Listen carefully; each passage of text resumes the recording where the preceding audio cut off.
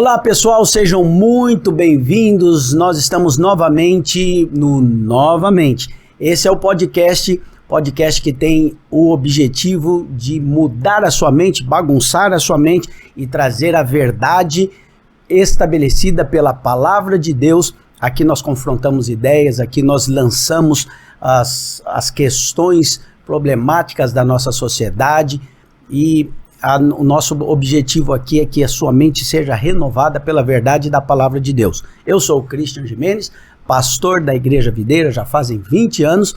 Estou hoje aqui com a minha querida, amada, linda esposa Jaqueline Gimenez, que é minha esposa já fazem 28 anos. Quase 28, né, amor? Vai fazer 28. Vamos fazer agora 28 anos em junho, 8 de junho. Julho. Ih, coisa ruim. O cara esqueceu o dia do que casou, né? Mas é só uma confusão do junho com julho. Junho, julho, 8 de julho, nós fazemos 28 anos de casados. E faz bastante tempo, ela era bem novinha, eu também. Tinha 21, ela tinha 17 quando nós nos casamos. E estamos juntos e vamos continuar muito tempo juntos, inclusive mudando a mente das pessoas. Não é isso, amor? Amém, é isso, amor. Bom, eu gostaria também de dar as boas-vindas, né, e dizer que eu estou muito feliz de estar aqui nesse podcast junto com você, meu amado, há 28 anos, e eu tenho certeza, né, que muitas pessoas, né, esse é o nosso alvo, é o desejo do nosso coração, o nosso projeto, é que as pessoas possam viver o melhor de Deus, e que elas possam ser edificadas e abençoadas através da renovação da mente, né? Essa é a proposta, porque a palavra de Deus diz que nós não devemos nos conformar, mas nós devemos renovar, né? Com a renovação da nossa mente que vem através de conhecer a verdade, nós sabemos que a verdade é a palavra de Deus. Então eu acredito que vai ser um tempo muito precioso, eu estou muito feliz. Essa é a nossa proposta, isso é muito bom. A proposta é novamente, realmente, a renovação da mente. E hoje nós vamos falar sobre o ataque que as nossas crianças têm sofrido, né? Um tema específico, um tema que nós estamos vivendo nesses dias, nesse tempo. E para aqueles que ainda não nos conhecem, a Jaqueline, ela é pastora da Rede Kids há muito tempo. Praticamente o tempo em que eu tenho também de ministério, os 20 anos, e pastoreia os kids e caminha edificando a vida de muitas crianças, é responsável aí no pastoreio nas redes dela por mais de 30 mil crianças. 33 mil crianças e tem obviamente uma rede de mulheres abençoadas que fazem o trabalho das células nas escolas. Temos também a Escola Videira, a qual ela é a diretora geral, é a pastora responsável pela Escola Videira, com quase 300 alunos, e nós temos a Escola Videira há quantos anos já? Acho que a Escola Videira está entrando no 8º ano, né? Acho que já são 8 anos que nós temos a escola. 8 anos de experiência com a Escola Videira, então hoje nós vamos tocar nesse assunto, tentar entender o que, de onde vem esse problema, o que nós estamos vivendo, o que precisa ser mudado na mente, talvez dos pais, dos responsáveis, das próprias crianças, o que nós estamos fazendo com as nossas crianças, que tipo de investimento elas têm recebido, mas eu gostaria de começar comentando dessa tragédia, né, que se abateu sobre a nossa nação esses dias. Aconteceu algo terrível, tem acontecido, não tem sido um fato só isolado, não foi apenas um fato, foram alguns fatos, né, recorrentes, óbvio que de proporções diferentes, mas fatos que se identificam pelo lugar, pelos personagens, o ambiente, né, as escolas, e começando, e o que iniciou, né, na verdade, esse tempo em que nós estamos vivendo isso, já vivemos outros anos, tragédias até maiores do que essa, no Brasil mesmo. Isso é algo que acontece muito nos Estados Unidos, mas com mais frequência nos Estados Unidos, posso dizer, mas que deu início nesse tempo foi aquele ataque a uma creche, foi isso, em Blumenau? É uma escola, né? É uma creche, mas é uma escola de educação infantil, uma escola particular, é onde um rapaz, né, acho que ele tem uns 25 anos, ele entrou ali e ele pulou o muro e tinha algumas crianças que estavam ali no pátio, no parquinho, brincando. E ele atacou essas crianças. E ele atacou essas crianças com uma machadinha, então ele matou 4 crianças, tinha uma gravemente ferida, né? Eu não sei dizer como que está a saúde dessa criança agora. Outras ficaram feridas e algumas professoras também. Então realmente foi uma grande tragédia, né? A gente viu como as pessoas ficaram muito comovidas, 4 né? crianças morreram. 4 crianças, o mais velho tinha 6 anos de idade, né? Então, crianças mesmo, muito novinhas, pequenas, né? Tinha crianças de 2 anos, 3 anos, 4 anos. E a gente sabe, obviamente, que este não é um caso, eu acredito, né? Que não é algo para a gente, apesar de ser um absurdo completo, há uma perplexidade enorme, nunca será normal algo assim, uma atitude dessa, mas não é algo para nós generalizarmos, né? É algo que realmente é uma catástrofe, é uma tragédia, a melhor palavra é tragédia sem tamanho. Agora, o que tem vindo à tona é porque isso tem uma fonte onde está sendo incitado, as pessoas têm dito que está sendo incitado pelas redes sociais, por jogos, e nós vemos também outros tipos de violência na escola e algumas delas por parte de alunos, ex-alunos. Isso tem acontecido. Parece que em Manaus teve um caso assim, em São Paulo teve outro, e aí as pessoas começaram a ficar alertas nesse ambiente da escola, não é isso? Na verdade, geralmente quando a gente vai ver a maior parte desses ataques, eles são feitos ou por alunos da própria escola ou por ex-alunos, né? Dificilmente são pessoas que não têm a ver com a comunidade escolar. No caso de Blumenau, era um rapaz que não tinha nada a ver, né? Nenhum vínculo, não tinha nenhum vínculo ali na escola. Mas geralmente esses ataques, eles têm acontecido através até das próprias crianças, às vezes de alguns adolescentes. Então nós tivemos, por exemplo, um caso há muitos anos atrás em Goiânia, que um aluno de uma escola particular também em Goiânia atirou no colega dentro da sala de aula, levou a arma do pai, o pai era um policial.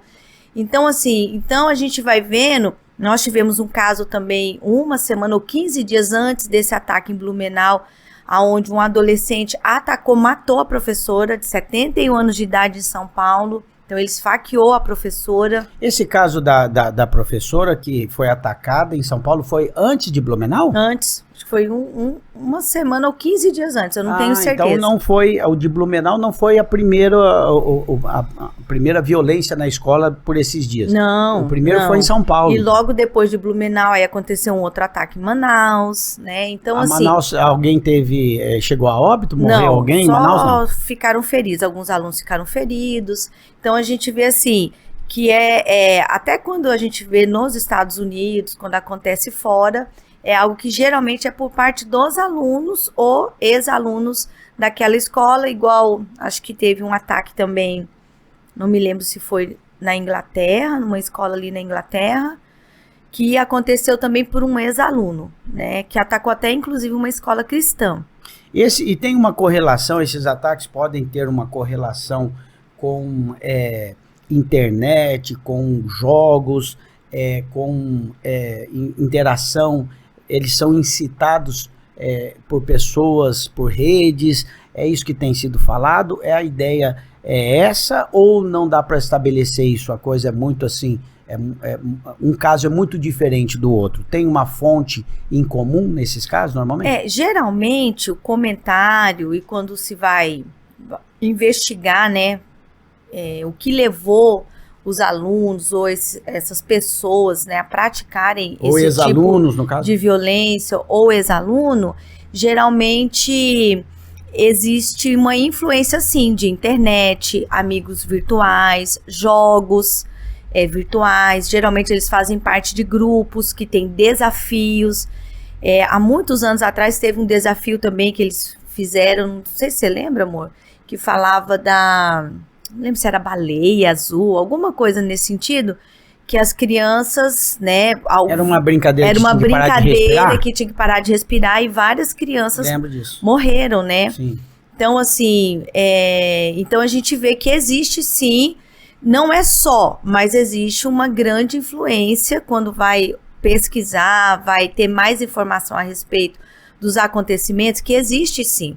Agora, o que eu acho que com esses ataques, né, e a gente que trabalha com as crianças, com o ministério, né, que nós evangelizamos, né, oramos pelas crianças, pela salvação das crianças e das famílias, a gente vê que esses acontecimentos, eles não são, assim, acontecimentos naturais. A gente sabe que é algo espiritual também. Então, mas quando isso acontece, traz, assim, uma indignação, né? As pessoas são despertadas. É como se você colocasse uma lupa em cima de um problema que, às vezes, pouco é falado, mas quando ocorre acontece a tragédia, uma tragédia... Então, aí as pessoas começam assim, a mencionar, a comentar, muitos até indignados, né? Eu acho que não tem problema nenhum. Começam a procurar a causa. A causa, na questão da indignação, né? A questão Eu tenho visto muito, por exemplo, eles falarem agora, o poder público faz o que pode.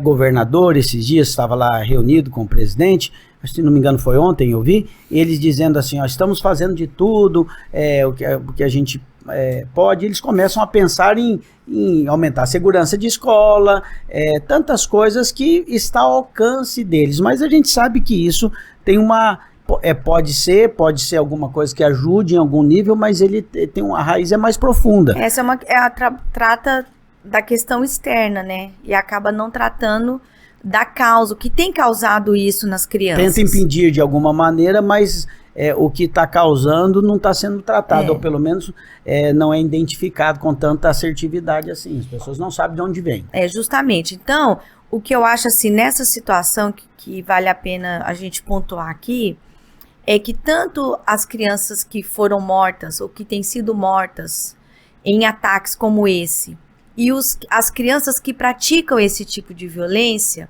todas são vítimas. E elas estão debaixo de um ataque. Tanto as que são agredidas, quanto as que estão agredindo.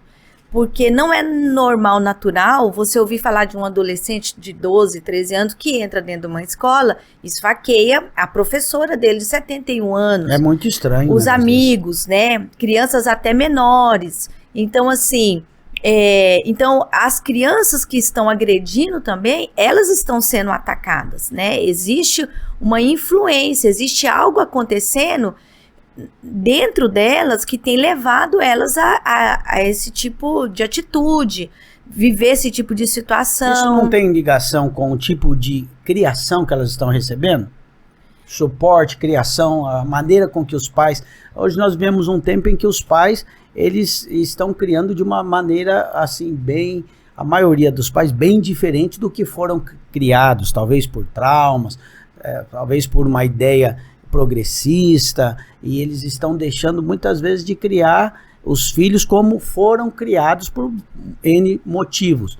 Mas não sei bem se está dando certo essa ideia, se esse tipo de criação mais progressista, moderno, a mãe e o pai, os pais modernos têm tido sucesso na criação desses filhos. Que tipo de geração está vindo aí? Quais são os problemas dessa geração? Eu não sei se está havendo mais diagnóstico, e que antes não tinha, né? A ciência está evoluindo, mas parece que na minha época de adolescente, de criança, eu não via tantos diagnósticos de tantas enfermidades, né? Psicológicas e mentais. É tanto diagnóstico que tem para as crianças hoje que eu não sei se não estão sendo exagerados isso ou não, mas vamos por parte. Vamos falar primeiro, antes de falar dos diagnósticos, vamos falar da criação, da formação. O que você pensa hoje da formação das crianças, da maneira com que os pais progressistas criam os filhos? Eu acho assim, existe um contexto também de criação, né? Existe a questão o que a gente vê, né? O que a gente vê às vezes na escola, que a gente vê nas células, né, nos que a gente encontros. vê? Dá um exemplo. O que as crianças falam, né? Então, assim, o estilo de vida da família. Então, a família, o formato da família hoje mudou muito. Ela né? se tornou uma família disfuncional? Em alguns casos, sim. Então, a gente vê, assim, crianças, por exemplo, que elas acabam crescendo, assim, num contexto onde ela é criada só pela mãe, é uma criança que às vezes foi criada só pelo pai, ou ela não foi criada nem pela mãe, pelo pai, foi criada pelos avós somente. Crianças que vivem muito esse contexto hoje de divórcio, né, que gera traumas, né, nas crianças, e às vezes os pais não sabem como lidar, como acolher a criança, e as crianças estão ali vivendo esse contexto. No né? Brasil, quase 50% dos casamentos têm terminado em divórcio. Nos Estados Unidos, 60 e poucos por cento, e alguns países da Europa chegam a quase 70% dos casamentos terminando em divórcio. Então, a maior parte, nós podemos dizer, das famílias na Europa são famílias que um dia os pais se separaram, as crianças foram criadas possivelmente nesse contexto. Isso influencia? Influencia muito. Eu lembro que nós tivemos um encontro que nós fazemos, né? Encontros com crianças e juvenis, e eu lembro que eu acho que o último encontro que nós tivemos agora no Carnaval, eu fiz um apelo, né? E eu chamei à frente juvenis que eram filhos de pais separados, né? E que sofriam com essa questão de divórcio. E eu fiquei muito assustada, porque assim, mais da metade dos juvenis que estavam ali no salão, tinham acho que uns 120 juvenis, eles vieram à frente receber oração, né? Porque eles sofriam com aquela situação. Então, sofriam algum tipo de trauma, tristeza? Muitos deles, tristeza, abandono, às vezes saudade sentimento de pai. abandono, depressão, algumas crianças, alguns juvenis tomando remédio para ansiedade. Então, assim, vários que estavam sofrendo por esse contexto. O nosso tema não é o divórcio hoje, né? A gente pode até falar, porque para quem não sabe, um dia a gente pode trazer esse assunto no podcast, porque para quem não sabe, nós já gravamos o curso novamente no casamento e a gente tem ministrado muito para casais.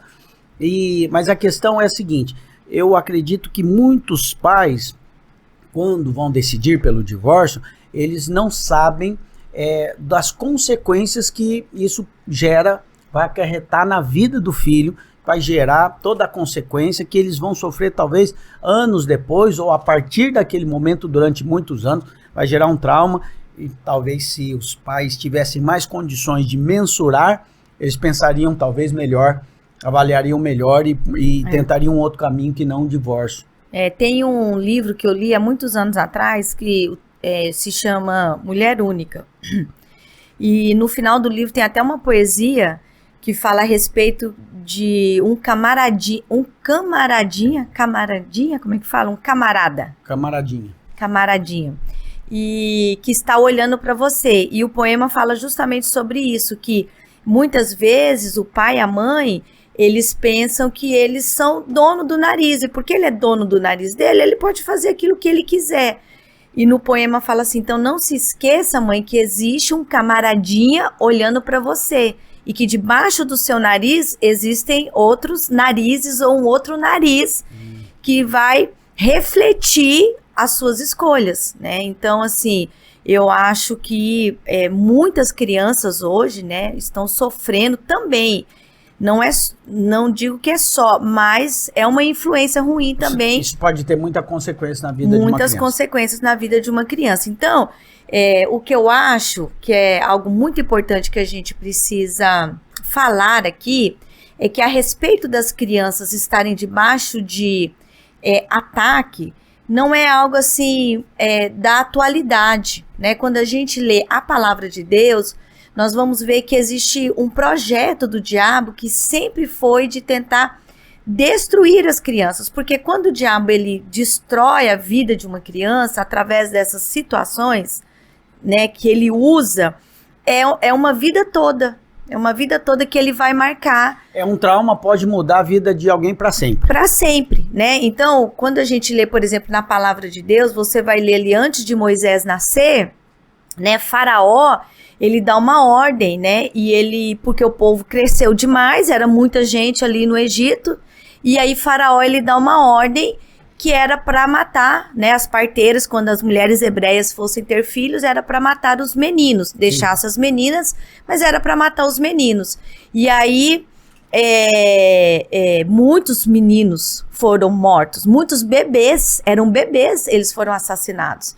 Né? E a gente vê assim que, na verdade, o que o diabo estava tentando fazer através de Faraó? Impedir um grande mover de Deus, que foi Moisés, que tirou, né, o povo ali do Egito depois que ele nasceu. Sim. E você vai ver isso também na história de Jesus, né? Quando Herodes fica sabendo, né, que vai nascer ali um rei, e ele fica com medo de perder o reinado dele, ele dá a mesma ordem também, que era para matar todos os meninos ali na idade de 2 anos para baixo, né? Então, assim, a gente vai ver que é algo realmente que está nos planos do diabo, né? Tentar destruir as crianças. Então, eu acho que os pais, né, amor, eles precisam ter um discernimento espiritual em relação às crianças, ter uma atenção, né? Porque hoje nós estamos vendo e vivendo, estamos vendo assim uma geração de crianças que às vezes elas têm os pais vivos, mas elas são órfãs.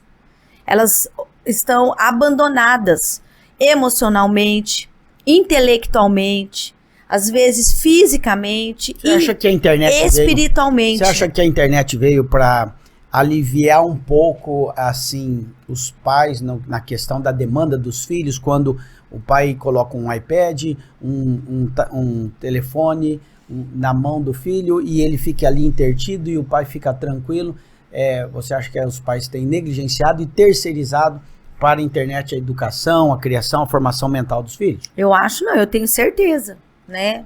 Hoje existem até muitos estudos que mostram como isso tem sido prejudicial na vida das crianças, né? Você vai ver que os bebês, às vezes, não tem nem 1 ano, eles já sabem mexer ali no iPad, no celular da mãe, do pai, né? Eles já sabem como mexer, porque realmente é algo muito atrativo, né? E às vezes essa falta... Mas isso tem a parte legal também, Tem, né? mas a questão é a falta do controle por parte dos pais, eu penso, né? Essa é a minha opinião. O limite, a quantidade muito, né? De tempo, usa muito. Os que são, por exemplo, mais os juvenis, né? São os pré-adolescentes ali de 10 anos. Às vezes eles estão acessando muitas coisas na internet, rede social, mas não tem uma supervisão dos pais. Então os pais não sabem quem está falando com o seu filho ali através daquele jogo. Ele está deixando o filho vulnerável, muitas vezes sem saber. Vulnerável, né? E sofrendo todo tipo de influência, né? Eu digo que assim, não é de todo ruim, porque com o advento da rede social, dos tablets, dos smartphones, né? A facilidade, nós mesmos vivemos esses benefícios, facilidade, tudo à mão, muita informação. E eu tô lembrando aqui agora da nossa infância, não tinha nada disso, né? E eu acho que também é um pouco extremo. É legal você lembrar da sua infância e falar, nossa, foi muito boa, mas eu acho que tem uma galera que é meio extrema, assim, nossa infância que foi boa, dos nossos filhos tá uma porcaria. Eu acho que não é bem assim. Cada um tem seu tempo, cada um tem as suas particularidades, todo o tempo tiveram coisas boas e ruins, né? Eu acredito que por pouco, com menor acesso, nossa infância nós fomos menos expostos a muita coisa, as nossas crianças são mais expostos, mas também as nossas crianças hoje elas sabem muito mais, elas têm muito mais acesso do que nós tínhamos antes, e as possibilidades, se bem usadas, elas podem ser muitas, né? Eu tô me lembrando meu pai, quando eu era bem novinho, e eu lembro que ele me acordava para ir para a escola. Uma época eu tinha raiva, hoje eu lembro com tanto carinho, né? Porque a gente morava em São Paulo, frio, e eu não era alguém que gostava de estudar, mas tinha que acordar cedo para estudar. e ele me acordava cantando, né? Meu pai sempre canta. Até hoje, né? E ele sempre muito culto, meu pai fala 5 idiomas, e ele me acordava cantando em inglês, aquela música do Wonderful World, e de Armstrong, aquele negão que cantava rouco, né? Or a Wonderful World. E essa letra é muito bonita, porque tem uma parte que ela diz assim, essas crianças, as crianças que nasceram agora, eles saberão o que eu jamais saberei. Né? Eles conhecerão, eles saberão o que eu jamais saberei. E eu fiquei pensando, poxa, esse cara sabia realmente interpretar a vida, porque as crianças vão saber muito mais do que a gente. Nós hoje temos muito mais informação do que aqueles que já faleceram. Então, nesse aspecto que eu digo, é que se bem aproveitado, se bem utilizado, as redes sociais, os acessos, pode ser para o bem. Agora, o problema é o exagero, não é isso? Eu acho que o problema é o exagero, e o problema quando a gente fala de ataque é como elas estão sendo atacadas. Quais são esses ataques? Qual que é o propósito? Né? Porque a gente falou aqui de um contexto que aconteceu fisicamente, que é uma tragédia, né? Vidas foram perdidas ali.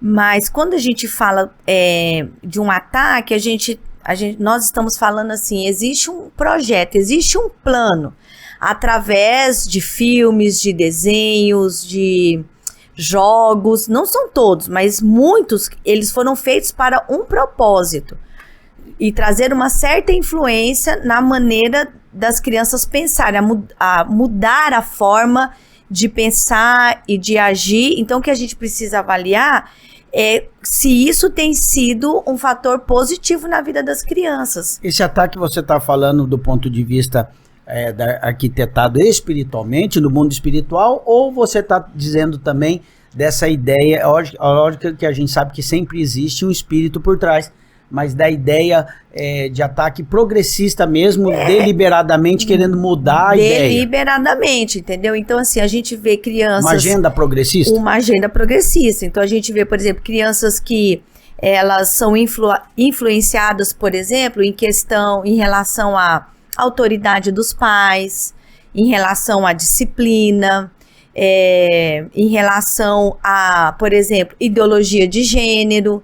Então, hoje você vai ver que a ideologia de gênero está nos desenhos. Mas você acha que a ideologia de gênero não é uma coisa, deve ser uma coisa separada dessa questão da violência, um outro tipo de ataque, né? Mas também é um ataque. É isso que eu tô dizendo, é um tipo de ataque também, entendeu? Por quê? Porque assim, ó, a gente que trabalha com a escola, a gente viveu muito isso quando... Alguns anos atrás veio muito forte essa questão da ideologia de gênero dentro da escola, dentro dos materiais didáticos, né? E a população e as famílias se levantaram. Por quê? Porque essa questão da educação sexual das crianças, isso é um direito dos pais. É os pais que devem fazer isso, não a escola. Então, interessante, mas você não acha que... eu acho que é isso também, mas você não acha que é também uma questão dos pais que estão terceirizando demais para a escola a educação dos filhos? Também, claro. Tem acontecido isso? Claro, e aí eles vão tomando espaço. Aí a família não sabe do seu direito e muitos se calam, entendeu? E permitem que isso vá acontecendo. Então, qual que é a questão quando eu digo ataque? A questão que a proposta, por exemplo, no início, quando era tratar essa questão do preconceito, né? Porque essa era a bandeira. Na verdade, nos materiais, você não via nada tratando em relação a respeito, a opção, a escolha das pessoas, opção sexual, racismo, nada. Na verdade, o que tinha ali era uma erotização. Então, esse é o problema, então, né? Essa foi a luta aí do Bolsonaro quando ele era presidente, muito tempo. Mas justamente foi uma das bandeiras que ele até levantou na época. Então, por exemplo, quando você parte para erotizar a criança, isso é um ataque. Você vai contra a própria lei. Então, assim, hoje até a lei que é estabelecida para proteger as crianças não está sendo aplicada. Essa questão para erotização da criança É uma espécie de ataque à criança. E na questão dessa violência de um aluno de 13 anos esfaquear uma professora, seria advindo da onde? Dá para ter uma ideia? Será que é um jogo mais violento? O que seria? Segundo os relatos das notícias que eu li, era um menino que ele estava ali envolvido numa questão de briga, tinha uma questão de bullying, né, que ele disse que estava sofrendo. Na verdade, ele foi para ferir o amigo que chamou ele de macaco. Então ele foi ali, aquele amigo não foi, inclusive o outro coleguinha que foi machucado, foi um amigo que foi proteger o outro na hora da briga. Então, quem matou a professora foi chamado antes de macaco. Ele era negro? Segundo. Menino negro? Então eu não consegui ver, né? Porque eles protegem a imagem da criança, né? No vídeo, assim, a gente não consegue perceber. Só de pensar nessa ideia do racismo, né? Que ainda tem, existe, e é terrível. Isso é a falta de Deus no coração das pessoas, né? Porque imaginar que alguém é melhor ou pior por conta da cor da pele ou da classificação, do conhecimento que tem, ou de quanto dinheiro tem, né? Do quanto que tem de dinheiro na sua conta, ou se você é classe média, alta ou qualquer coisa, assim, isso é a degradação do gênero humano. É a falta do amor de Deus no coração das pessoas, né? Isso é passivo, e eu acho que isso a gente tem passado muito aqui. Isso é claro. As pessoas precisam ter a renovação da mente pela palavra de Deus. E eu costumo dizer que o amor resolve todas as coisas. Como é que é? Por quê? Pastor, mas tudo se resolve com o amor? Não estou dizendo que tudo se resolve com o amor. Mas o amor, se aplicado, imagine um mundo em que de um dia para o outro fosse aplicada uma vacina, né? Foi falado tanto de vacina nesses tempos aí, da pandemia. Se houvesse uma vacina, amor completo por Deus e pelo próximo, todos os seres humanos tomaram a vacina do amor. Tudo continua do mesmo jeito, nada mudou, mas onde tem muito dinheiro, onde tem pouco, onde tem fome, e o amor agora se estabeleceu. Eu tenho para mim que todos os problemas se resolveriam em curto prazo de tempo. Por quê? Porque quem faz o tráfico das drogas, ele ia pensar, eu não vou fazer porque vou fazer mal ao meu próximo. Quem rouba não ia roubar mais. Quem tem muito ia ser solidário e amar mais e ajudar o outro. Então quem tem pouco seria muito ajudado. A violência acabaria, a fome acabaria, porque não é verdade que falta comida no mundo, no mundo sobra comida, é que sobra num lugar e falta em outro. Então essa é a verdade. Nós vivemos num estado em que isso é bem provado. Nós temos sobra de comida aqui e exportamos alimento. Então, se você for aplicar em qualquer relacionamento, em qualquer circunstância, o amor, como diz lá em 1 Coríntios 13, tudo sofre, tudo crê, tudo espera, tudo suporta, resolveria tudo. Então, eu acho que isso que você ou falou... quase tudo. Ou quase tudo. Eu acho que isso que você falou é muito importante, porque hoje a gente vive uma geração muito egoísta. Muito egoísta. De pais egoístas, né? Mas isso tudo é fruto de uma educação humanista. Eu posso ser radical. Que é o homem no centro. Vou ser radical aqui. É um pai que tem 3 filhos. E depende do contexto também, né? Eu sou contra divórcio, não 100% contra divórcio, porque às vezes alguns contextos são onde a pessoa... Corre risco de vida, né? A agressão, tudo. Realmente há contextos que a gente precisa avaliar e há contextos que a gente até fala, não pode realmente ficar casado, de agressão, essas coisas. Mas fora disso, o divórcio, eu acho que é uma grande atitude egoísta. Por quê? Porque se você tem 3 filhos e você não está muito bem, você não tolera e você não está indo bem, por amor aos seus filhos, você vai se esforçar, vai buscar ajuda, vai tentar fazer alguma coisa para manter mantê-los, você pensa no outro, entendeu? Mas aí entra naquilo que você falou do manter amor. O ambiente, justamente, então, é o que eu tô querendo dizer, que eu acho assim que de maneira geral, o que falta mesmo, tenho certeza, o que falta mesmo é Deus no coração das pessoas. Por isso que eu digo para os líderes da igreja, os irmãos, e na época da política, né, houve esse tempo aí em que havia tanto partidarismo e a ideia de que tem um homem que vai salvar, né? Político não salva coisa nenhuma, né? Ainda que pense um pouco mais alinhado do que você, colocar sua expectativa em política, em leis, é não saber da essência do problema do homem. A essência está na natureza humana, na natureza caída do homem, que precisa ser renovada, precisa nascer de novo, nascer do Espírito e mudar sua natureza, pela natureza de Cristo. Isso não tem a ver com placa de igreja e religião, tem a ver com a natureza divina sendo estabelecida pelo Espírito Santo na vida da pessoa. Uma vez que ele nasceu de novo, o que ele vai agora naturalmente expressar é a graça, o Espírito de Cristo, o amor de Cristo. Obviamente, em alguns momentos, ele não se tornou uma pessoa sem pecado, alguém que só faz o bem, não, ele erra também, ele vai falhar também, mas é uma outra natureza, é um outro conceito de vida, né? É aquela amar o próximo como a ti mesmo, é esse. É o princípio da vida de Cristo, que é o doar, né? É o se doar, é a abnegação. Que é o servir. É o servir, é dar face de um lado, é andar a segunda milha, quando alguém ataca. Então, esse, com certeza, essa é a grande necessidade do ser humano. Enquanto alguns me cobravam da gente como pastores, vocês não se posicionam partidariamente, não falam disso, não falam daquilo. Nós falamos, nossa guerra não é essa, nossa batalha não é essa. Quem foi chamado para ser político, amém, vai lá, seja, trabalhe, faça o que você pensar que você deve fazer. Se Deus te chamou para isso, faça bem, a gente está orando por você aqui. A minha missão não é partidário, político, não tem nada a ver com isso. Minha missão é pregar o evangelho, é manifestar a vida de Cristo. Eu fui chamado para pregar a palavra de Deus, né? E muitos nos acusavam de ser assim, vocês são imparciais, né? Não tem nada a ver com isso, nós sabemos bem qual que é o nosso propósito. Agora, especificamente falando do que nós podemos fazer e o que pode ser mudado aí, eu imagino que tem muito a ver com a criação dos pais.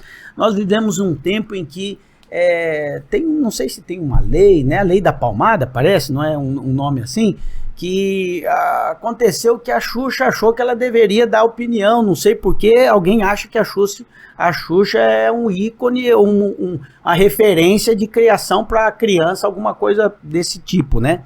Então tem gente que é muito bom para um negócio, mas não serve nada para o outro, né? E nós vemos num tempo em que artista que ele só é conhecido porque ele sabe decorar texto e fazer cara de bonitinho na tela, e tem sucesso e faz bem feito o que faz, pode dar opinião. Virou autoridade, né? Autoridade, por exemplo, política. Ele não sabe nada de economia, mas vai falar e quer dar pitaco onde não é chamado, né? E eu acho que foi isso que aconteceu com essa geração, porque na nossa geração passada e antes da nossa ainda, eu me lembro que essa questão de pai não poder disciplinar o filho não existia, nem passava pela cabeça de alguém, né? Nunca passou pela cabeça da minha mãe que ela não podia me disciplinar a hora que ela quisesse. Então, a hora que eu me lembro, quando eu era pequeno, se eu bagunçasse, se eu fizesse alguma coisa que minha mãe falasse uma, duas, na terceira vez ela já falava, lá em casa nós vamos acertar. E era certo que a surra ia ter, não é? Eu fui criado assim, lá na sua devia ser mais ou menos assim também, não é? A gente acordava pensando assim, eu e a Graciele, a gente falava assim uma pra outra na hora que acordava. Será que hoje a gente vai apanhar? Era tão comum assim? Era muito comum, então às vezes... Não, lá em casa não era tão comum assim não. Não, mas lá na minha casa apanhava. Era muito comum, porque minha mãe nós éramos em 4 pequenos, né? Lá em Alta Floresta, poeira... E ela tendo que cuidar da gente, cuidar da casa, né? Então, assim, enfim, era um desafio. Então, a minha mãe era muito brava. Mas você vê, né? Minha mãe era muito brava, sim, ela era muito firme na disciplina, mas hoje nenhum de nós somos revoltados, porque a gente era disciplinado, nada disso. Inclusive, os meus irmãos O Guto, né, o do meio, que foi, acho que mais que foi disciplinado, porque ele era muito arteiro, é o que mais é apaixonado com a mãe, né? Você sabe, você acompanha lá. Então, na verdade, assim, fica essa até ideia, doente, né? Essa ideia que a disciplina afasta, quando a disciplina é aplicada com amor, né? Nós estamos falando de exagero, Claro. espancamento, que é algo assim, é uma atrocidade que um adulto nunca, jamais poderia cometer. Nunca o pai deve tentar disciplinar o filho machucando, né? De Então, mas nenhuma forma. esse é o problema de hoje. O problema hoje em dia é que a mídia, as pessoas que têm voz, né, na internet e nos meios de comunicação, eles tentam associar pais que disciplinam os filhos quando é necessário em amor com pais violentos. Então, uma coisa é a disciplina, outra coisa é violência. O pai que abre mão de disciplina passa vergonha. Eu já vi esses dias, eu vi uma mãe passando tanta vergonha no avião, e aí o vídeo mostrava que a filha, já de uns 14, 13 anos, assim, ou menos, acho que tinha uns 11, gritou e batia e espancava e virou um rolo no avião e ela não sabia o que fazer. E aí a questão foi que simplesmente... para decolar, a moça falou que tinha que colocar no modo avião e ela achava que não. O celular, né? E aí ela não queria ficar sem internet, um negócio assim descabido. Dá dó de uma criança daquele jeito, dá dó. Mas a gente sabe que a culpa não é dela. Porque a criança que não tem limite, ela sofre. Existem muitas crianças hoje sofrendo de ansiedade porque os pais não estabelecem limite. Então, o limite, ele traz segurança para a alma da criança. Traz proteção. A palavra de Deus fala, né, que o filho que não tem correção, né, você pregou até domingo a respeito disso, né, a pessoa que não tem correção, então ele não é filho. Provavelmente ele não é filho. Diante de Deus, a Bíblia diz que aquele que está sem disciplina, não é filho. Não é filho. E a Bíblia fala também que o pai que ama e que quer bem o filho, ele disciplina. Ele corrige. Essa questão do limite, a gente às vezes dá um exemplo que é muito bom. O limite traz segurança. Né? Então o exemplo que a gente dá coloque o seu filho no 15º andar de um prédio e num prédio em construção, e coloque ele lá sem paredes, só tem a laje e todo ao seu redor é sem paredes, e dê uma bola com 3, 4 meninos e deixa eles jogarem bola. Você vai sentir seguro, você vai achar que eles estão seguros ali porque não há limites. Agora pegue esse mesmo 15º andar e coloque uma cerca ou uma parede, feche todo ele. Não tem nem janelas que não tenham telas ou grades. E aí você deixa o seu filho lá jogando bola, na certeza que ele... Qual que é a segurança? É porque há limites. Então esse é um exemplo de que limite traz segurança, né? Justamente. Então a ideia de que não colocar limite nas crianças é dar a eles... a chance de se desenvolver, pensar mais, expor as suas vontades e ser livre, é um grande equívoco. É um grande equívoco. E aí, qual que é o resultado? O que a gente tem visto hoje em dia? A gente tem visto pais intimidados. Pais, assim, que eles perderam a referência. Pais que não conseguem exercer autoridade porque eles estão intimidados. Né, com essa nova psicologia, né, são muitas vozes na internet, né, existe essa questão da interferência. No Brasil, nós ainda não temos muito a interferência do Estado. É uma agenda, a tentativa é essa. O Estado cada vez mais interferindo na criação dos nossos filhos. Mas a gente já vê isso acontecendo em outros países, por exemplo, como a Inglaterra. A Europa já é quase toda tomada. Justamente. Por essa ideia. Então o pai, ele não tem mais liberdade para criar os filhos dentro dos princípios que ele acredita. É dentro daquilo que o Estado acredita. Então, se ele vai contra aquele pensamento ali, ele corre o risco de perder a guarda do filho. Eu lembro o Antônio dizendo para mim que se ele pegar o filho dele uma tarde e for passear no shopping, ele vai ser abordado por alguém chamando a atenção dele, porque o filho dele deveria estar na escola, que está fazendo no shopping à tarde. É um negócio que para nós aqui é estranho, mas lá é comum. Ele falou, é certeza que eu vou ser abordado. Não, eles ensinam as crianças na escola, se por acaso o pai for disciplinar eles, a ligarem.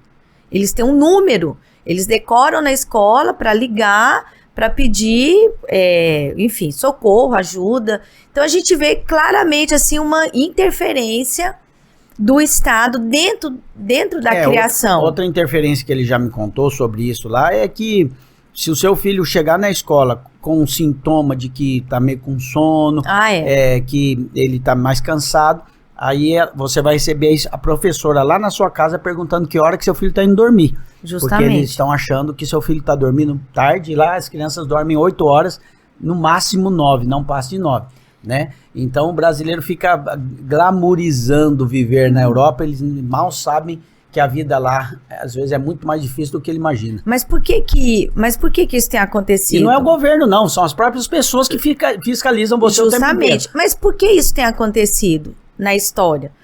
Porque os pais, eles estão delegando isso. Eles estão delegando algo, uma responsabilidade que é deles.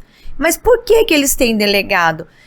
Por conta dessa mentalidade e que a gente vê nos materiais didáticos dos filhos, e poucos pais às vezes têm essa curiosidade de olhar lá o que os filhos estão estudando, essa visão humanista mesmo. Eu tenho que ter um tempo para mim, porque ter filho dá trabalho. Educar, então, essa ideia, disciplinar. Você é diretora e pastora de uma escola que é uma escola por princípios. A pergunta que cabe deveria ser assim: o que você acha? Os pais, nós devemos confiar a educação dos nossos filhos à escola, sim ou não? É de responsabilidade da escola educar os nossos filhos? Não é. E jamais um pai deveria fazer isso. Porque na maior parte das escolas que os pais pensam que os filhos estão seguros, eles não estão. Quando eu digo esse ataque, né, nós começamos falando a respeito disso, e é o tema nosso hoje aqui, é justamente isso. A escola deveria ser um ambiente onde a criança deveria adquirir conhecimento, né, aprender a se relacionar ali com os seus colegas, né, existe uma questão social, tem a questão pedagógica, mas o que a gente vê acontecendo hoje em dia não é isso. Então, a escola, ela tem sido cada vez mais ideológica.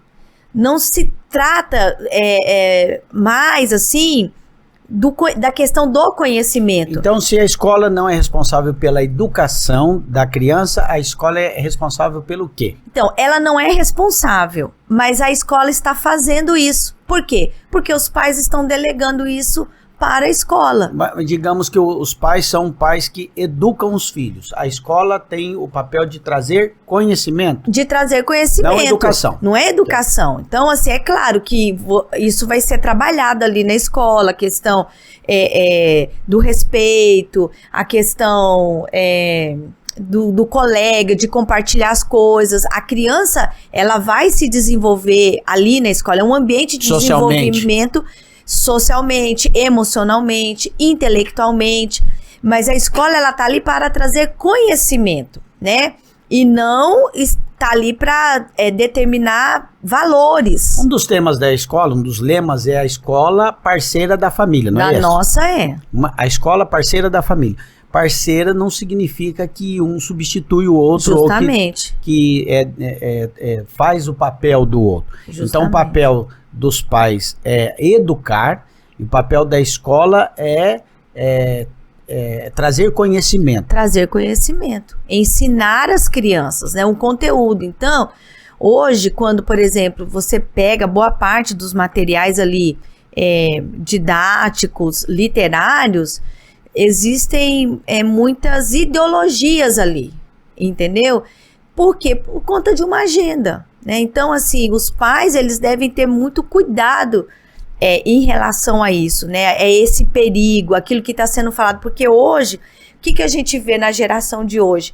Crianças que às vezes passam muito mais tempo na escola do que com os pais, porque hoje os pais, tanto o pai quanto a mãe, eles saíram de casa para trabalhar.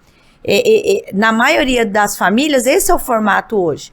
Então, e as crianças passam muito tempo ali. Então, geralmente, a professora ou o professor, ele tem muito mais influência sobre a vida das crianças e daqueles adolescentes do que os próprios pais. E quando chega em casa ainda, quem influencia as crianças é a internet, é o tablet que está na mão E deles. os pais estão cada vez mais distantes.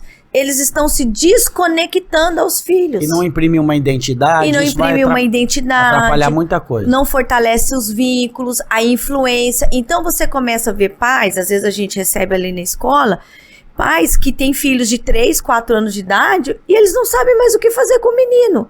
Então assim, você pensa, meu Deus, ele é um adulto e ele não sabe mais o que fazer com um menino de 3 anos? Imagina quando essa criança tiver 10 anos, que os hormônios vão mudando. Isso é também o resultado essa distorção que a gente pode dizer da forma com que as pessoas estão criando os filhos agora, né? Eu acho que nessa mentalidade existe algo muito simples, um equívoco que pode ser diagnosticado de maneira simples. Eu gosto de simplificar as coisas. Tem gente que gosta de aprofundar e complicar. Eu gosto de simplificar. O que eu penso? Se o camarada foi bem criado, né? Se os pais criaram bem, usando a disciplina, por que ele não repete o que o pai dele fez com ele? Justamente. Ele imagina que uma pessoa de fora, ele imagina que uma revista progressista, uma ideia moderna, vai trazer mais resultado positivo na criação do filho, fazendo diferente dos pais. Eu acredito que um pouco disso, não é tudo, né? Um pouco disso é que talvez não a nossa geração, mas a geração que veio um pouco antes de nós, foi criada de maneira muito rígida. E há pais, obviamente, que exageravam muito e eles eram agressivos, né? Eles agrediam filhos. Ou não tinha relacionamento, né? Não tinha essa questão de conversar, não tinha o diálogo. Mas eu digo mesmo na questão de impor autoridade, né? Impor autoridade, assim, impunham de maneira muito ferrenha que a criança talvez cresceu pensando, eu vou criar meus filhos de outro jeito. E aí ele vai para outro extremo. E aí o resultado é esse, de pai passando vergonha com os filhos porque não respeita, né? O filho, tem pai que pensa que filho deve ser criado como amigo, né? Amiguinho, né? Você não é amiguinho do seu filho, você é pai e mãe, né? Amiguinho ele pode ter vários, né? Mas pai e mãe é só você. Só um. Só você pode exercer essa função. Amigos, ele pode ter muitos na escola e vão passar pela vida dele muitos amigos. Mas o pai e a mãe não, né? Eu acho que não é só uma questão do que você, da disciplina em si, mas eu acho que é uma questão que isso acontece muito novo, eu não sei com qual idade, mas a criança muito nova, ela já define quem é que manda e quem obedece.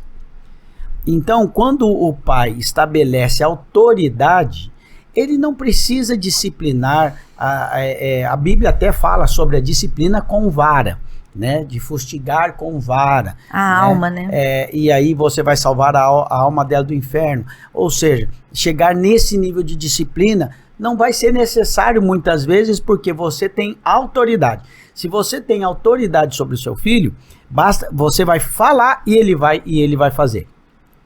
Em algum momento, lá quando ele é bem pequeno, né, eu não posso determinar quantos anos, mas não é depois de 8, 10 anos de idade, aí ele já está te afrontando, né? Mais novo, ele precisa saber quem manda e quem obedece.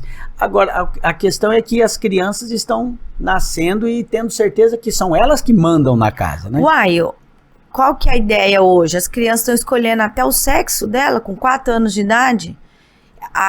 Isso já está acontecendo no Brasil, cirurgia de mudança de sexo com crianças a partir de 5 anos de idade. Mas sem o consentimento dos pais não pode, né? Não, com o consentimento dos pais. Então, assim, como que uma que pensa? Você lembra do que você gostava, do que você fazia com 4, 5 anos de idade? Eu nem lembro quando eu tinha 4, 5 anos de idade. Eu fiquei abismado esses dias que nós fomos lá, né? Seu avô vai fazer 100 anos. 99, né? Vai fazer 100 anos, contou o que ele estava fazendo com 4 anos. 4 anos de idade. Eu não me lembro de 4 anos de idade. Eu me lembro alguma coisa assim com 8, 9, alguns lances, relances assim, mas lembrar realmente assim é muito pouco. Então isso é algo assim, realmente terrível. né, o que tem acontecido, né, na vida e na mente das crianças. E cada vez mais as crianças estão sendo estimuladas, cada vez mais elas começam a acontecer algumas coisas na vida das crianças de maneira precoce. Então, quando a gente lembra da nossa época, a gente era também assim, como a gente era mais guardado, a gente teve uma infância também mais inocente. Né? A maneira com que os pais educam os filhos, para eles é uma tragédia ou é um privilégio. Então eu penso assim, eu fui muito privilegiado, porque eu me lembro que meus pais, eles podiam até, mas não tinham, tiveram uma época e depois não gostaram, não tinham televisão em casa. Eles não tinham. E a gente não tinha televisão em casa, nós fomos ter televisão quando nós mudamos, éramos de São Paulo, né? Nós mudamos para Cuiabá, nós fomos ter televisão, eu me lembro, eu tinha 13 anos, eu sou o caçula. Então, a nossa família tinha outras coisas, tinha livros didáticos, tinha, eu lembro dos discos. Eu fui alfabetizada pela minha mãe, praticamente, porque a escola, no prézinho, foi terrível, né? Mas a minha mãe, ela que me alfabetizou, colocando eu para ler livros de histórias, né? Então eu passava a manhã toda lendo o livro e copiando os textos para poder ser alfabetizada. Eu lembro que foi uma infância muito boa, eu tinha disquinhos da Disney, tanta coisa legal que nós vivemos, não fomos preteridos de nada, nós fomos guardados. Eu acredito que nós fomos guardados nesse tempo, né? E depois a gente vê o resultado de quando você é guardado na sua infância. Depois, quando você começa a ver muita coisa, você já tem uma opinião formada. E você é muito mais estável e muito cheio eu acho, amor, que a questão maior é assim, qual é o propósito de você ter um filho? Eu penso que hoje muitos pais, eles não têm claro isso. Às vezes a pessoa quer ter um filho, é maravilhoso ser mãe, se tornar pai, né? Muitos dizem assim, não, mudou minha vida, a forma de olhar a vida, o sentido da vida, mas existe um propósito maior.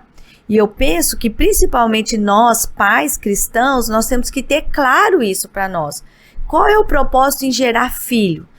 Deus te deu um filho natural, mas existe um propósito, é gerar um filho para Deus. E aí você vai trilhar um caminho.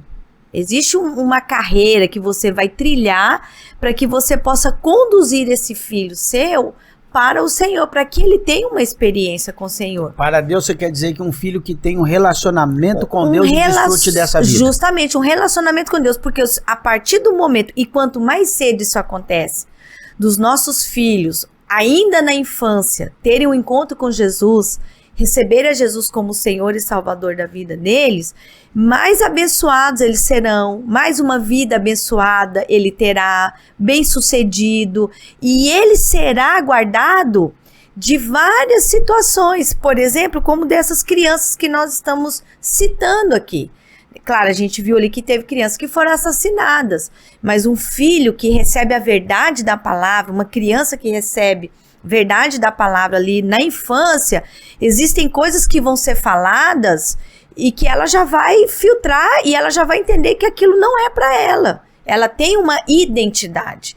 Então eu acho que os pais precisam ter claro isso. Tem uma idade até quando que a identidade da criança é formada? Na psicologia eles dizem que até os 7 anos de idade o caráter da criança está sendo formado. Em relação aos meninos, a mãe, ela tem uma forte influência na formação desse caráter. É a mãe que vai ali estabelecer essa questão da masculinidade no menino. É a mãe, não é o pai, não? Não, o pai, ele é uma referência, mas é a mãe que vai... Então, por exemplo, se a mãe, ela é uma mãe muito forte, né, tem muita influência dentro de casa, ela que é mais que lidera, ela vai ser essa referência para o filho. Então, se o pai ele fica um pouco apático, a referência para o filho vai ser essa também. Porque isso para o menino? Isso para o menino. E para a menina? Para a menina é o pai. É o pai que geralmente vai afirmar a questão da identidade dela, do valor dela, né, em relação, por exemplo, até a relacionamentos futuros. Às vezes você vai ver assim, moças bonitas, jovens, que tem um problema muito sério, às vezes, de relacionamento, porque elas não tiveram uma referência de pai. algumas viu a mãe sendo abandonada, ou o pai que não tinha um relacionamento, o pai que não afirmava a identidade dela. O pai que abandonou a mãe, então ele pode influenciar a filha a viver uma vida num relacionamento insegura. Insegura. O resto da vida às vezes ela vai ser até insegura. Promíscua. Porque ela entende assim, bom, se o meu pai fez isso, homem nenhum presta. É o que muitas dizem, né? É o que muitas dizem, né? A gente até brinca, né, que a Carolina, nossa filha, que ela tem, assim, uma identidade muito boa. Ela Ah, não, a baixa autoestima não é o problema dela. Ela não tem nunca problema, né, de baixa estima, né? Não. E hoje, até eu tava levando ela na faculdade, né? E aí ela conversando comigo, e ela falou assim pra mim, ela falou, mãe, eu não entendo essas meninas que aceitam o namorado que trai elas. Tem isso? Se fizesse isso comigo, ela falou, mas... Só uma vez. Era só uma vez. Aí eu falei pra ela, eu falei, Carol, é que porque às vezes a pessoa ela tem um problema também, às vezes de imagem mesmo, né? Ela não se vê como ela deveria ver e às vezes ela acaba se submetendo a esse tipo de relacionamento. Ela falou, mas isso jamais ia acontecer comigo. Sim. Por que ela tem tão forte isso nela? Porque a identidade dela foi muito bem formada, né? Essa questão do valor. Então, de alguma forma você tá me elogiando. Você acabou de falar que a informação... uai. A menina falou, é formada pelo homem, pelo pai. Você sempre falou que ela é linda, inteligente. Mas ela é mesmo. Até quando... Lembra quando eu tava grávida? Que eu falava assim pra você... você falava assim, os nossos filhos vão ser bonitos. Eu falava pra você, como você tem coragem de falar isso? A gente tem que pedir pra Deus. Eu orei pra ela ser bonita. Pra ela ser bonita. Você orou e eu falava pra você assim, não, a gente tem que orar pros filhos da gente ter saúde. Não ser bonito. Bonito é uma coisa assim. Você falou, não, vai ser bonito também. Ela vai ser bonita. É, porque eu não posso orar, eu posso orar pedindo qualquer coisa, não posso e orar ela é pedindo bonita um filho mesmo. bonito, né? Então assim, Mas você vê como que isso é bom? E eu fui atendido, né? Deus ouviu a minha oração. Em alguma medida, às vezes é melhor você trazer a pessoa mais assim, minha filha, menos, do que você ter que o tempo todo afirmar algo que ela já é, mas que ela não se vê sendo. Eu acho que é né? muito ruim viver uma vida insegura, né? Uma vida sem a segurança de uma identidade. Agora, a melhor identidade, e eu creio que nós conseguimos de alguma forma passar, estamos passando, né? Porque ainda temos um de 10 anos que está sendo formado. Que é dessa geração agora, né? E aí eu acredito que a identidade de Cristo. Isso aí. É a melhor que tem. É ele ter certeza que é amado por Deus, que Deus não é aquele velho barbudo, carrancudo, pronto para puni-lo quando ele erra. Mas Deus o ama, Deus é aquele que está com as mãos estendidas e quer abençoá-lo o tempo inteiro. Ama tanto que já provou o amor dele enviando Cristo para morrer por ele.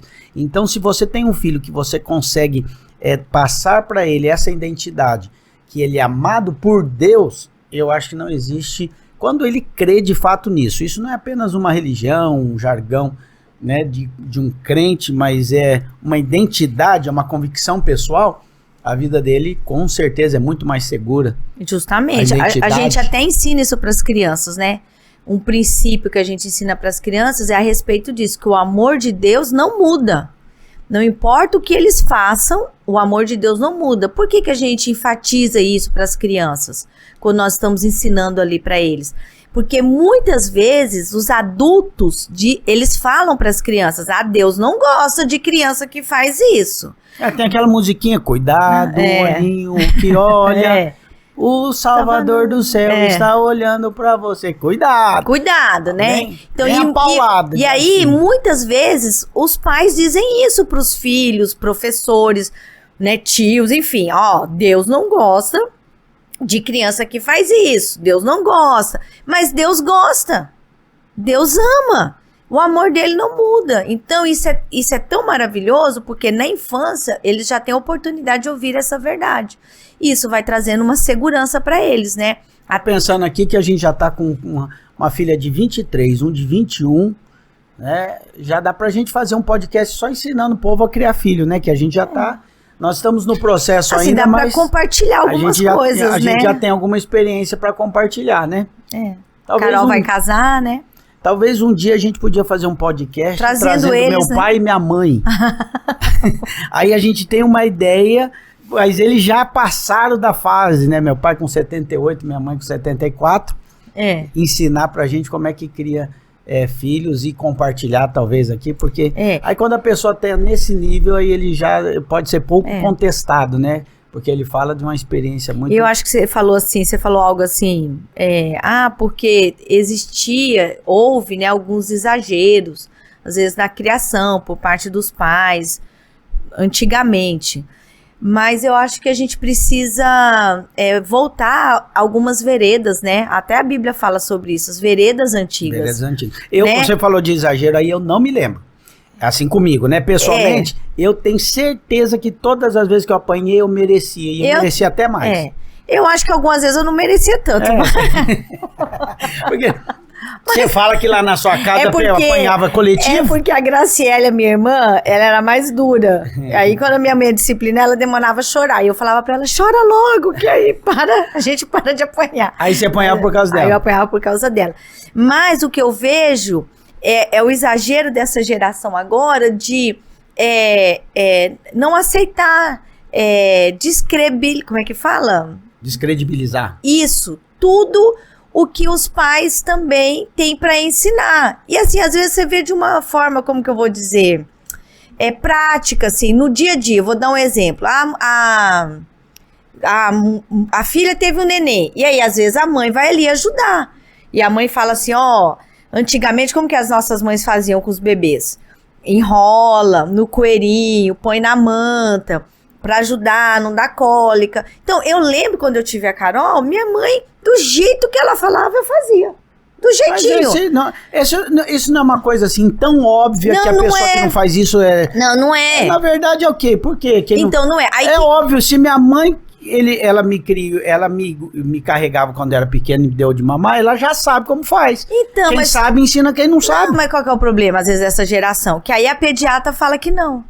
Aí, eu não tô aqui falando que pediatra tá errando. O que eu tô dizendo é que, às vezes, existem muitas teorias. Entendi. Aí, a pediatra fala, não, o menino tem que ficar sem nada. E aí, depois muda. Agora, já tem um outro pensamento. Não, de fato, a criança tem que ficar amarradinha, porque ela se sente segura. É como se ela estivesse no útero. Por isso que ela dorme e fica assustando. A mãe que não sabia explicar na teoria, ela sabia o que era prática. Agora, no final... Agora a ciência vem e fala que elas estavam certas. Confirma aquilo que... Entendeu? Os antigos enrolavam e deixavam bem enroladinhas. Bem enroladinho. Então, assim, eu tô dando um exemplo Sim. de uma coisa muito simples. E que, às vezes, a gente vê uma geração assim, o tempo todo, assim, se opondo, né? Resistindo ao ensino dos antigos. Àquilo dos antigos. Então, eu acho que a gente tem que ter, assim, um bom senso, né? Saber filtrar, porque muita coisa foi muito boa. Muita coisa que modernizou realmente foi descoberto que era apenas um tabu, né? Uma coisa que falta de conhecimento, mas não é tudo. Né? Jogar tudo fora, tradições são boas, os ensinos, né? Se você negar suas fontes, você é o quê? Você está negando a si mesmo. Justamente. Você vem de lá, né? Mas já foram mais de 1h30, quase já está chegando o nosso tempo de terminar, não é isso mesmo? Tá sendo 1h agora? Agora, é verdade, agora são 5 horas. 10 para 5. 10 para 5. Não é nosso horário? 5 horas? Podemos ir um pouquinho mais? Porque o papo tá bom, né? Então... Daqui a pouco tem que buscar o João Marcos. É verdade. Porque ainda temos um novo. Caçula, a gente ainda tem um caçula. Eu ri esses dias quando um dos irmãos da igreja encontrou, esse tempo atrás, né? Te encontrou no supermercado e tomou um susto. Falou, pastora, você por aqui? Falou, por quê? Por quê? Foi assim que você falou? Foi. Aí ela falou, porque eu achei que a senhora não fazia compra. E você falou, achou que quem que fazia compra lá em casa? Não sei, tinha uma assessora para fazer a compra. As pessoas acham que tem, assim, pessoas, mas a gente faz compra, busca filho na escoa, tudo. Faz tarefa. Tudo do mesmo jeito que todo mundo, né? Isso aí. Na verdade, essa questão de nosso papo de trazer, assim, essa questão dos ataques às nossas crianças veio muito para a questão da criação dos filhos, e eu acho que o maior responsável realmente são os pais, não pode ser diferente a criação dos filhos, né? e a forma com que estão sendo criados veio para esse lado aí. Eu acho que essa questão da criação dos filhos são muitas variantes, né? Ninguém chega com ninguém tem um mapa, né? Assim, uma é fórmula. desse jeito, ninguém tem uma fórmula para criar o filho, até porque cada um é diferente, tem um que é bonzinho, tem outro que não é. Tem a individualidade, né? Cada um tem um que chora o tempo inteiro e tem outro que é de boa, então vai do instinto e também da abnegação do pai e da mãe de querer investir. Por isso que é importante, eu volto a repetir, essa questão da criança, a pessoa ainda na infância, ela tem essa experiência com Jesus. Porque o mais importante não é a questão de temperamentos, né? Porque você está falando aí que cada criança é de uma forma, cada filho é de uma maneira. Às vezes a gente ouve as pessoas dizendo assim, nossa, nem parece que saíram da mesma barriga. Porque cada um tem um temperamento, né? A gente vê lá em casa, a Carol tem um temperamento, o temperamento dela e do João Marcos são bem parecidos, né? Eles são brincalhões, gostam de tirar sarro, conversa bastante. Já é diferente do João Pedro, né? João Pedro tem outro temperamento. Mais quieto, assim, sempre foi mais na dele, né? Um pouco nervoso, enfim. Mas, na verdade, eu acho que meio esquentado, todos... Acho que o João Marcos ainda não, mas o João Pedro e a Carol, eles todos têm um sangue espanhol. Um sangue espanhol, né? Mas, qual... Sangue espanhol da minha família, aí não tem jeito. Então, mas o que eu vejo que é a coisa mais importante? É a questão da natureza. Porque uma vez que você tem a sua natureza transformada, e é o que a gente tem falado sobre a questão da renovação da mente, pela palavra de Deus, aí a sua alma, né, o seu pensamento, o seu temperamento, ele é subjugado ao espírito.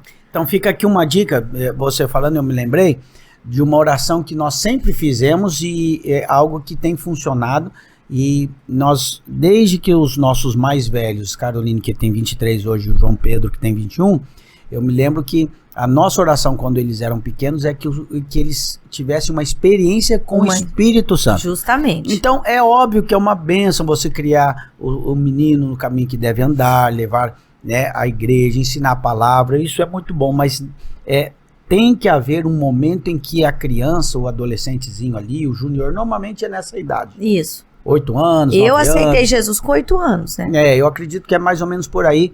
Eu também fui nessa fase. A gente orava muito para que os nossos filhos tivessem uma experiência com o Espírito Santo. Então, e eles tiveram, obviamente, quando a criança é cheia do Espírito, ela tem o Espírito de Deus, que é uma experiência, é um novo nascimento, é quando o Espírito de Deus vem habitar dentro da criança, aí você vê que ela não deixa de ser uma criança normal. Justamente. Ter as dificuldades, acho que eu estou engasgando com essa casquinha aí. Ter as dificuldades que outras crianças vão ter, ela não deixa de ter isso. E maturidade, né? Da idade. Só que ela tem o Espírito Santo que vai guiá-la. Então você vê que você fica tranquilo depois de adulto, alguém que tem o Espírito Santo, como João Pedro, nosso filho, que está lá fora, estudando sozinho, mora distante em outro país, mas ele tem uma identidade já formada pelo Espírito, sabe o que quer, sabe quem governa a vida dele. Então, uma dica que eu posso deixar aqui para os pais: orem para que seus filhos tenham o Espírito Santo dirigindo nas suas vidas. Tenham uma experiência, se convertam, tenham experiência com o Espírito. Por quê? Porque essa ideia de que pai fica controlando a vida do filho a vida inteira, isso é uma tolice. Você não controla. Há um tempo, quando ele é criança, né, na infância, tem mais influência, que você tem influência e autoridade, deve exercê-la. Mas há um tempo em que eu vejo muitos pais tentando fazer alguma coisa quando eles são adolescentes. Eu acredito que ainda há alguma coisa a ser feita, mas é muito pouco. Porque quando eles são adolescentes, eles nem querem te ouvir mais. Não. Você lembra que quando o João Pedro era assim, e a Caroline também, mas eu acho que era mais o João Pedro, tudo perguntava por quê? Tudo, eu falava pra... E eles faziam pegadinha pra ver se a gente tava prestando atenção. Não, e assim, no carro, eu lembro a gente viajando, um dia eu falei pra você, mas por que esse menino pergunta tanto? Né? Tudo é por quê? Tudo. Aí você explicou, tudo ele quer saber. E aí eu vi de alguém, eu não lembro onde eu vi, um dia alguém dizendo, responda o seu filho enquanto ele está perguntando por quê, porque um dia ele não vai te perguntar mais. Um dia ele vai perguntar para outro. E um dia a sua opinião nem vai contar para ele. Ele vai achar até que você não sabe o que está falando. E esse dia chega, que é o dia da adolescência. Da adolescência. Quando é adolescente, aí ele acha que você não sabe realmente o que está falando. Depois que passa a adolescência, ele volta um pouco a pedir mais conselho. É verdade, não é? Verdade. Então, os pais que têm os seus filhos pequenos também nunca se abstenha de responder. Toda hora que seu filho perguntar por quê, saiba que um dia ele não vai perguntar mais. Aí se você lembrar disso, você vai responder com prazer. E você está imprimindo consciência, maneira de pensar, caráter no seu filho. Justamente. Até ontem na reunião com as pastoras eu falei sobre isso. Sobre essa oportunidade que a gente tem de estar formando. A gente não está reformando. Nós estamos formando o caráter de Cristo na vida das crianças. Porque a criança, ela é como uma esponja. Então, a criança, ela vai receber tudo. Ela tá ali pronta para receber tudo. Então, por isso que eles perguntam, por quê? Por quê? E o pai tem a oportunidade de ir imprimindo os princípios, né? A questão da identidade, formando o caráter na vida dos filhos, porque eles têm esse tempo de influência. Porque se os pais não fizerem isso, outro vai fazer. Os amigos vão fazer. O professor vai fazer. A internet vai fazer. A internet vai fazer, né? E às vezes faz de uma coisa assim, de uma forma muito ruim, destrutiva. Então a gente tem que ter muito cuidado com isso, né? E estar atento a isso. Então, assim, a gente tem essa clareza que as crianças, elas estão de fato sendo atacadas e de várias maneiras e formas, não só na questão física, né, como a gente tem visto, que às vezes acontece, mas na questão intelectual, espiritual, emocional, existe um ataque, porque o alvo de tudo, qual que é o alvo do diabo? Matar, roubar e destruir.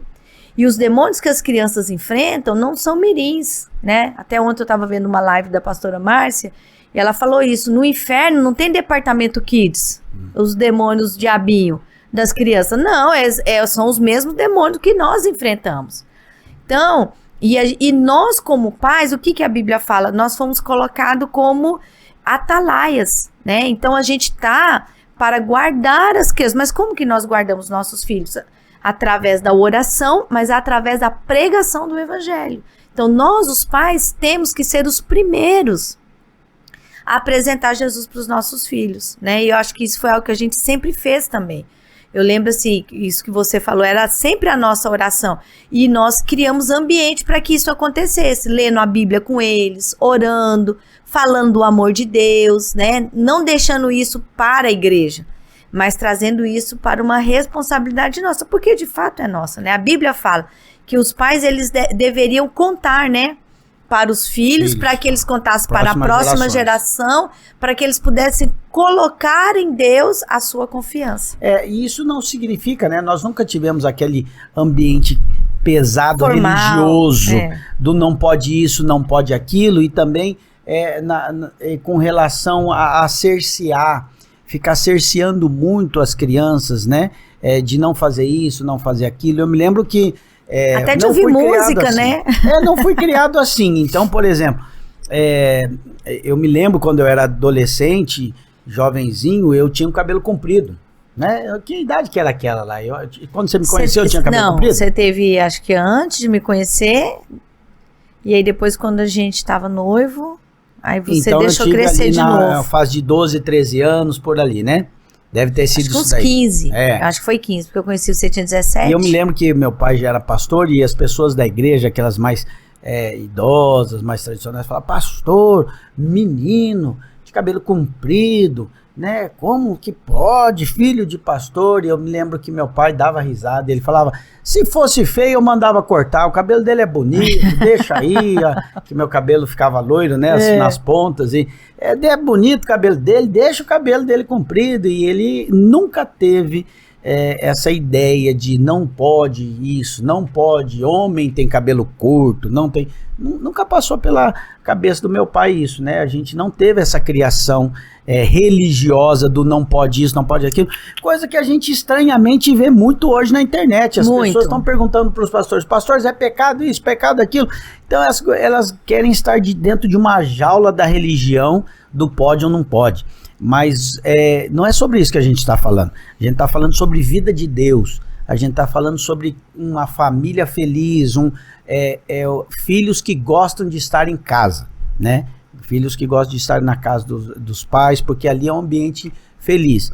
Eu dou graças a Deus, porque uma das coisas que o nosso filho mais quer é voltar para casa. Justamente. Às vezes a gente está num lugar legal, até no shopping, vamos para casa. Ele gosta de estar em casa. Ele, né, o ambiente dele. É muito ruim se o seu filho não gosta de estar em casa, né? Justamente. Quer estar em qualquer lugar, menos em casa. Os nossos gostam de casa, né? Então, isso realmente é, assim, gratificante. E eu vejo que não tem a ver com... Porque tem gente também que criou o filho numa rigidez tão grande que depois os filhos se revoltaram. E crentes, principalmente crentes pentecostais, muitas vezes fazem isso. Tem essa tendência, né? É uma cerca tão grande que aí o filho tá aqui pensando, eu acho que lá fora é melhor, tem tanta coisa boa no mundo que eu estou perdendo, estou sendo cerceado nos meus prazeres, que o dia que eu puder, o dia que eu for autônomo, um dia que eu não depender mais dos meus pais, eu vou viver tudo isso. E aí é a hora que realmente... É igual aquele vídeo que a gente viu ontem, né? Que você me mostrou. Qual? Que acho que a avó da criança estão cantando parabéns. E ela começa a ler, né, aquela passagem que fala... A avó falou assim, antes de cantar parabéns, menina de 6 anos, aí tinha uma de 3, aí ela falou assim, ensina, lê o texto, ensina o menino no caminho que deve andar, e alguém falou assim, o menino e a menina, né, porque era aniversário de menina, no caminho que deve andar, e até quando for grande não se desviará dele. A câmera tava pegando, tinha uma menininha de uns 3 anos, atrás da aniversariante assim, olhando pra senhorinha, devia ser avó ou bisavó, lendo. E aí quando ela falou, ensina o menino no caminho que deve andar, e até quando for velho não se desviará dele. Ela falou... Duvido. Foi muito engraçado. Duvido que não vai desviar. Porque na cabeça veio essa luta, não pode isso, não pode aquilo, é certeza que vai desviar. Com certeza ela é criada assim, né? Às vezes né? É uma dureza. Mas realmente a vida de Deus não prescreve restrição. Muito, muito pelo contrário. Na verdade, eu acho que tudo está ligado ao ambiente que a criança é criada, que é naquilo que você falou, um ambiente de amor, né? Tem um livro até do Gary Chapman, que ele fala sobre essa questão das 5 linguagens de amor da criança. E que é importante os pais descobrirem qual que é a linguagem de amor dos filhos. Porque à medida que os filhos se sentem amados, eles respondem melhor à disciplina. Porque o filho é como se fosse um poço. Então, à medida que você vai encher nesse poço de amor, e você procura saber qual que é a linguagem de amor da criança, você vai fazendo isso, quando houver assim, uma situação que ele precisa ser disciplinado, ele vai entender que ele está sendo disciplinado por alguém que o ama e que quer bem. Então, assim, essa questão do ambiente de amor é muito importante. Eu não lembro se é esse escritor ou é um outro, eu estou confundindo, que diz que também a criança, depois de disciplinada, ela sente segurança. Esse outro é o James Dobson, que ele fala como lidar com a teimosia do seu filho. E é maravilhoso também esse livro, maravilhoso. Fala isso, né? Todos os pais acho que deveriam ler esse livro. Muito bom, muito bom. James Dobson. Como lidar com a teimosia do seu filho. Então, falando, eu estou lembrando aqui agora, falando a respeito dessa questão do filho que ouve ou não ouve o pai, né? Um pouquinho antes de vir para cá, meu filho tá lá nos Estados Unidos estudando. Cuidado, não vou expor nada, né? Eu só vou dizer que ele estava ligando para mim pedindo conselho, né? Ele ligou e falou, pai, você tá aí, podemos conversar um pouco? E aí, você vê, ele liga para mim para pedir um conselho. Tá lá, tem 21 anos, mora em Nova York, tá tranquilo lá estudando, mas me liga, a gente faz um áudio e pedindo conselho, conversando, tendo... Então, eu acredito que essa atitude é uma atitude também de saber que é um ambiente de segurança. ele tem a quem recorrer, quem vai dar ideias boas, que ele confia, que sabe que está torcendo pelo bem dele, amando e querendo o melhor, né? Justamente.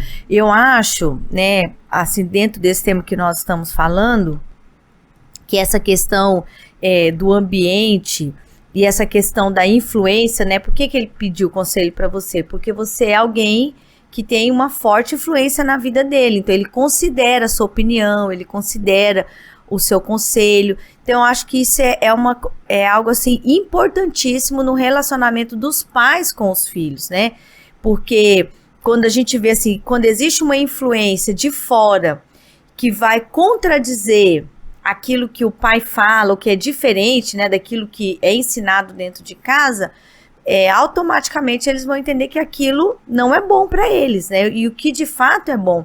Então a gente vai ver, às vezes, nesses relatos que tem acontecido com muitas crianças que fizeram os ataques, você vai ouvir os pais, relatos de alguns pais dizendo assim, mas ele era um menino tão quieto, não tinha percebido nada, ele fica ali no quarto, é um menino...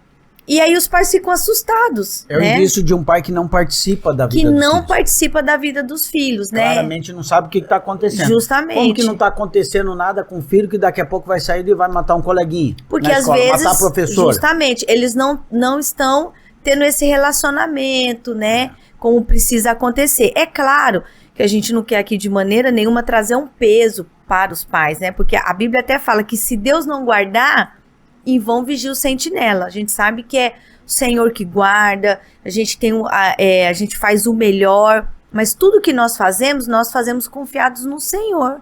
Eu me lembro agora você dizendo isso, que meu pai sempre é perguntado, quando que ele é perguntado, né? Nós somos 3 filhos, e todos os 3 filhos nos caminhos do Senhor. A Tânia, casada com o Silvio, são pastores da Videira, Ribeirão Preto.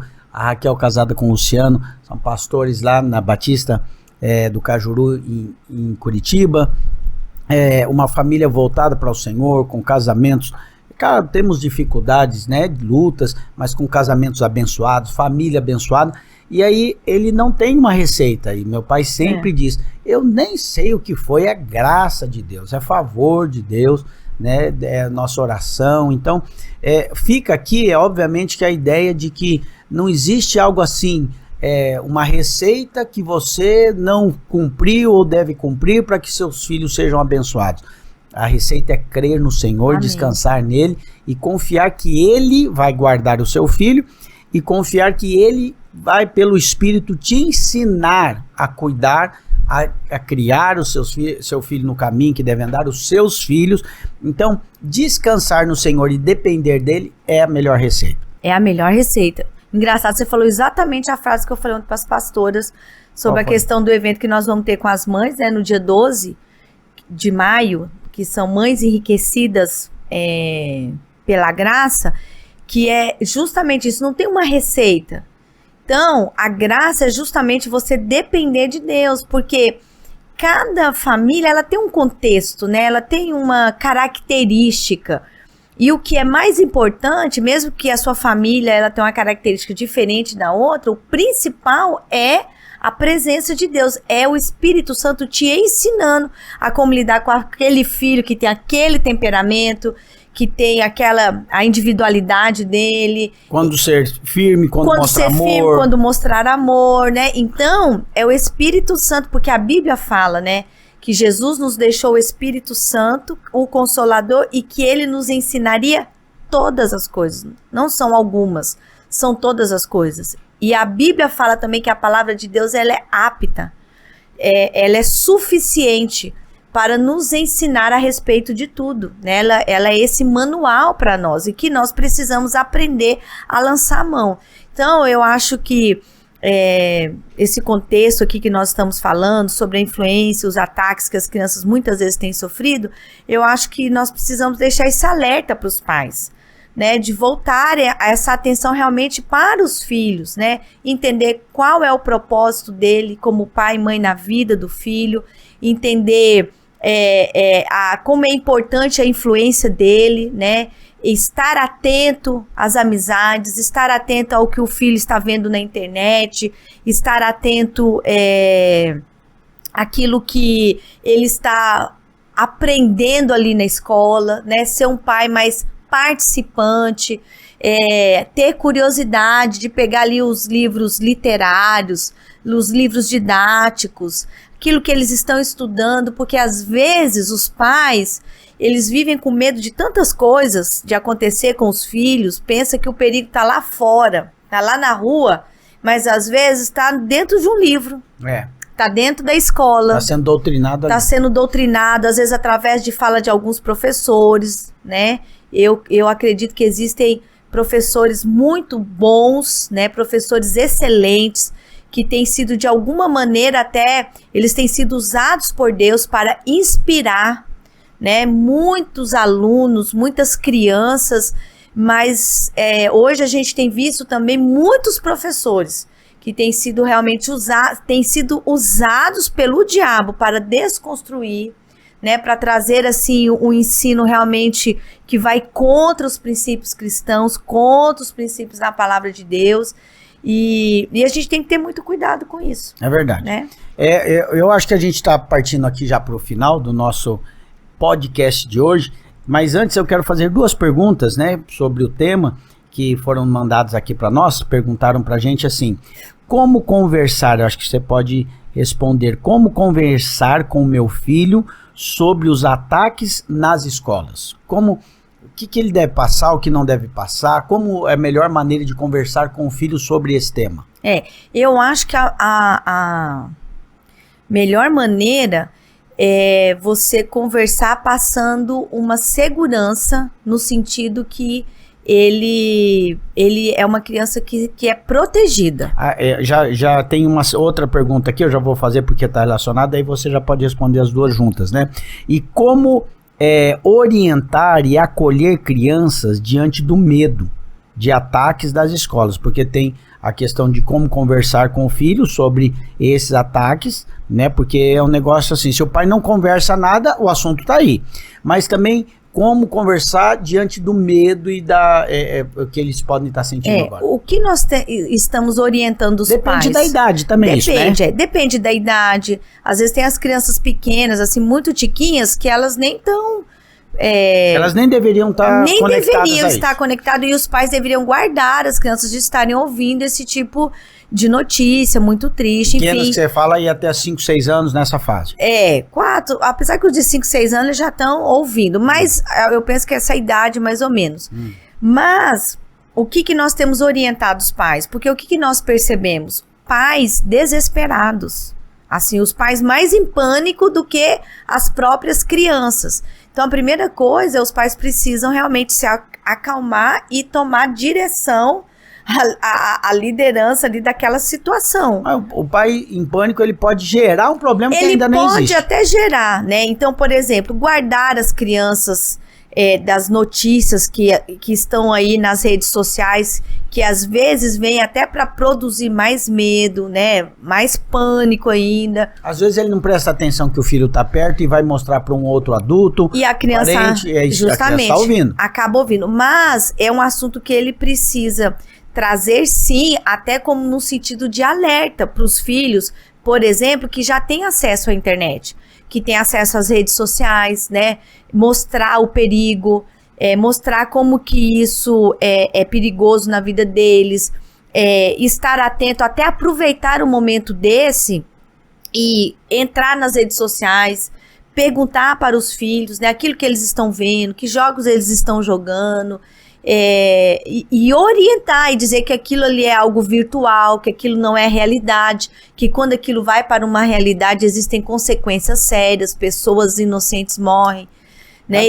Cada dia estão mais reais esses jogos, né? Reais, hoje, e às vezes eles tiram isso do virtual, essa que é a questão, porque e hoje trazem pra eles realidade. Interagem, eles jogam entre si com pessoas reais do outro lado lá. Justamente. São pessoas jogando com pessoas. Né? Mas o principal que eu acho que os pais têm que fazer nesse momento em relação a esses ataques é trazer calma para as crianças, tranquilizar as crianças. Tranquilizar. Mostrar para eles, por exemplo, que eles estão seguros ali na casa, né? Que o pai e a mãe estão ali para protegê-los e que uma das formas de proteger é ver aquilo que eles estão vendo, assistindo, as redes sociais que eles estão entrando, supervisionando e também mostrando aquilo que tem sido feito na escola. Porque boa parte das escolas, elas tomaram algumas medidas de segurança. É importante que a criança então se sinta segura. Segura, né? Então, não tem problema, ali na escola já estão providenciando isso, as pessoas não têm acesso. Então, é muito importante que as crianças se sintam seguras, porque as crianças ficaram com medo de ir para a escola. Verdade. Depois que isso aconteceu. Em alguma medida, isso pode até ser assim, normal. Acabou de acontecer, estão falando muito, mas isso não é o que que o pai não pode deixar tomar o coração da criança, né? Porque aí a criança, ela não consegue mais estudar, ela perde alegria, algumas começam a ter crise de ansiedade. Pode tomar uma proporção que não vai ter mais retorno. Justamente. E para concluir, o que eu penso que é o mais importante, os pais precisam orar com os filhos. Orar com as crianças, né? Declarar a paz do Senhor no coração delas, dizer que o Senhor tem guardado, que ela vai orar ali e o Senhor dá ordem aos anjos para guardar eles em todo o tempo.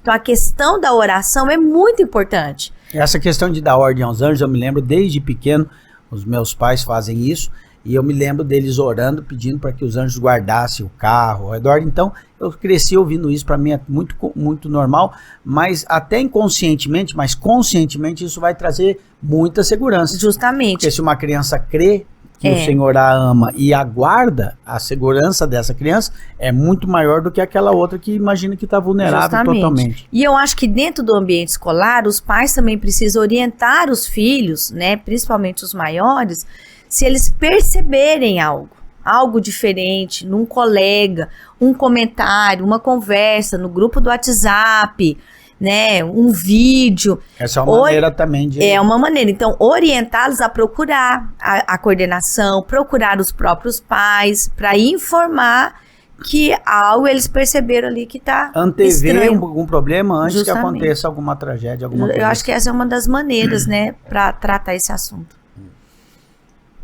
Muito bem, muito bem. Chegamos ao fim de mais um programa, mais um podcast novamente. Espero que vocês tenham gostado de estar aqui conosco. Nossa ideia é estar sempre com vocês e sempre pensando a maneira de Deus na palavra. Hoje nós trouxemos esse assunto que está muito atual e espero que tenha contribuído para os pais e vocês que quiserem mandar perguntas para nós, enviar sugestões também de temas, fiquem à vontade, estamos aqui sempre com essa ideia de renovar a mente pela verdade da palavra, trazendo luz para o nosso caminho, porque quem anda na luz tropeça menos. Quem anda na luz tem direção, né?